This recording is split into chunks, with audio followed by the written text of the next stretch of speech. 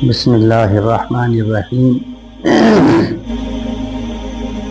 یا ایہا الذین آمنوا کتب علیکم الصیام کما کتب علی الذین من قبلکم لعلکم تتقون صدق اللہ العلی العظیم۔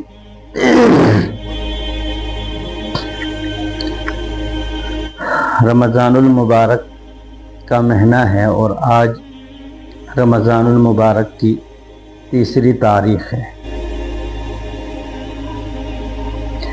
بڑے ہی خوش نصیب ہیں وہ لوگ جن کو رمضان المبارک کے روزے نصیب ہوئے، اس مہینے میں 5 وقت کی نماز جماعت کے ساتھ نصیب ہوئی، 20 رکعت تراویح نصیب ہوئی اور اس میں پھر قرآن کریم سننا نصیب ہوا، اور بہت سارے خوش قسمت ایسے ہیں جو سنتے ہیں۔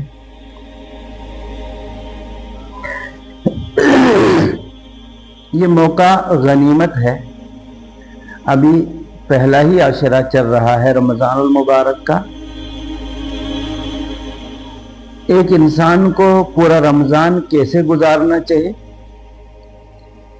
میرے آقا محمد عربی صلی اللہ علیہ وسلم نے اس کی کامل اور مکمل طور پر وضاحت کر دی ہے، اور آپ علیہ الصلوۃ والسلام نے اس کے عشروں کو تقسیم بھی کر دیا ہے۔ کس عشرے میں خدائے رب العزت کس انداز میں بندوں پر متوجہ ہے، بندوں کی طرف توجہ فرماتے ہیں۔ مثلا پہلے عشرے کے بارے میں فرمایا ہے اولہ رحمتن، اس کا پہلا عشرہ رحمت ہی رحمت ہے۔ دوسرے عشرے کے تعلق سے فرمایا ہے اوسطہ مغفرتن، یہ مغفرت کا عشرہ ہے۔ تیسرے عشرے کے متعلق فرمایا عتق من النار، یہ جہنم سے خلاصی کا عشرہ ہے۔ اس کی وضاحت اس طریقے سے ہے کہ کچھ خوش نصیب بندے ایسے ہیں جو رمضان اور غیر رمضان میں عبادت میں ذرہ برابر کوتاہی نہیں کرتے، وہ حلال کو اپناتے ہیں، حرام سے بچتے ہیں، جھوٹ نہیں بولتے ہیں، غیبت نہیں کرتے ہیں، چغلی نہیں کھاتے ہیں، دھوکہ دہی سے کام نہیں لیتے ہیں، سودی کاروبار نہیں کرتے ہیں، اور ناجائز اور حرام کاروبار نہیں کرتے ہیں۔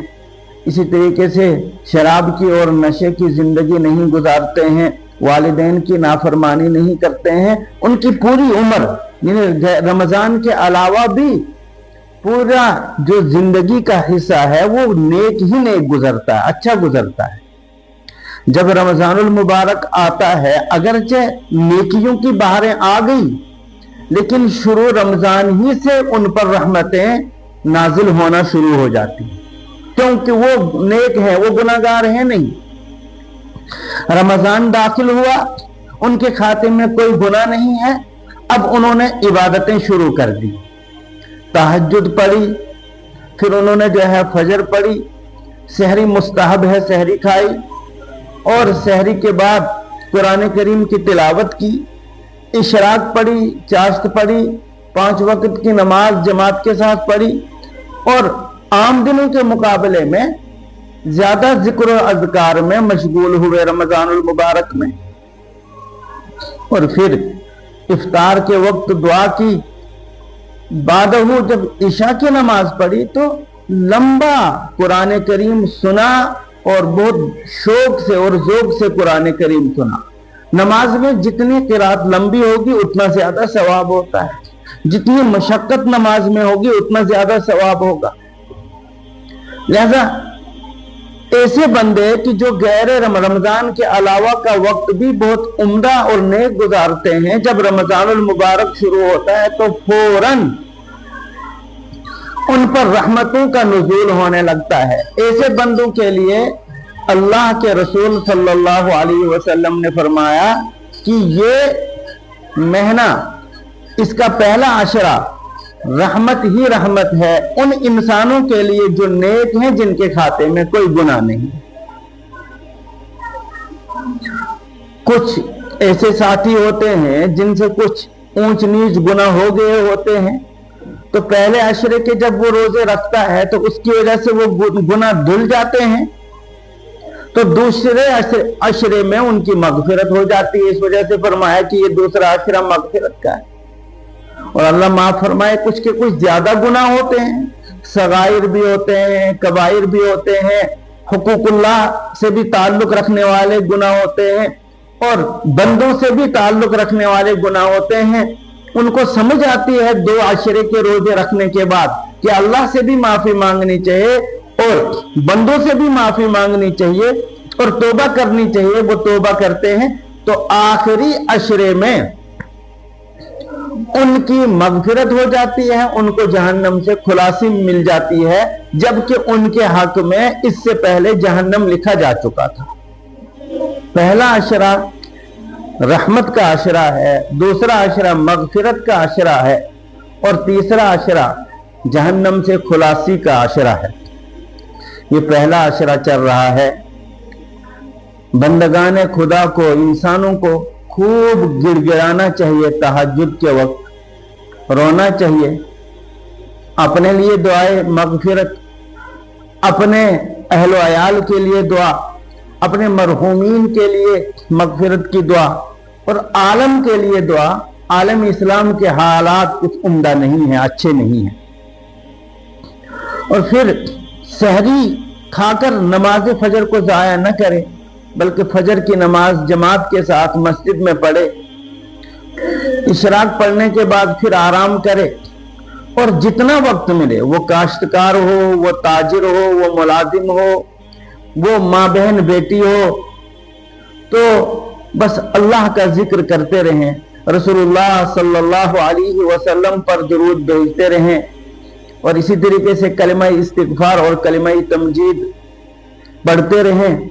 और फिर से इफ्तारी के वक्त खूब गिड़गिड़ा कर दुआएं मांगे रब ताला से, और इफ्तार की नजर हमारी मगरिब की नमाज ना हो जाए कि हम मगरिब में सुस्ती करें, बल्कि जमात के साथ मर्द हजरात मस्जिद में नमाज पढ़ें, और खवातीन अपने वक्त पर घरों में जो है नमाज पढ़ें, और इशा की नमाज सुस्ती और काहिली की वजह से न छोड़ें। याद रखिए, बहुत सारे लोग रोजा तो रखते हैं, न नमाज ईशा पढ़ते हैं, न तरावी, या कभी ईशा तो पढ़ ली, तरावी नहीं पढ़ ली।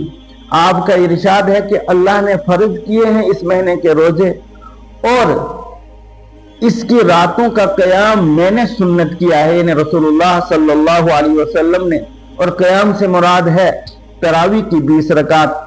तरावी की 20 रकात जमात के साथ, ज़ौक़ शौक़ के साथ, एक हाफिज के पीछे पढ़नी चाहिए।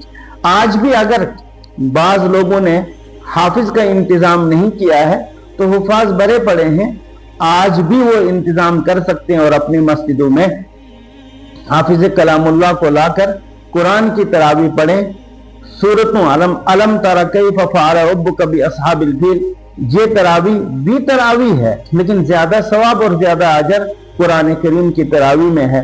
अल्लाह हमें अमल की तौफीक अता फरमाए। सुबहान रब्बिका रब्बिल इज्जति अम्मा यसिफून व सलामुन अलल मुरसलीन वल्हम्दुलिल्लाहि रब्बिल आलमीन।